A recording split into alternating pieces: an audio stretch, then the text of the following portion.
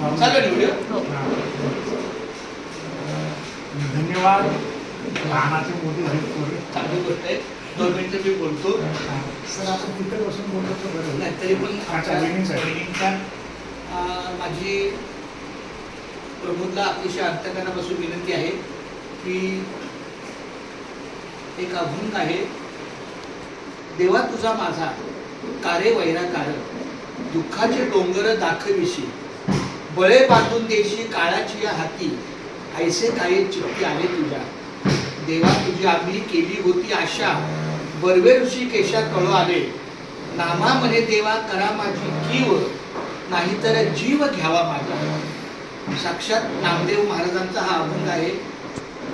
एकंदरीत कुठलंच भारतातलं नव्हे, या विश्वातलं एकही उमरा, एकही चौकट अशी चुकली नाही जिथे जन्म आणि मृत्यू असू द्या. गॅस चालू आहे.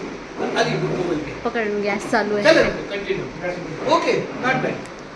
तर माझी विनंती आहे प्रमोदला की दुःखाचं डोंगर आहे तो स्वीकारायचा. कारण चाले हे शरीर कोणाची या सत्ता, कोण बोलविता हरिवून.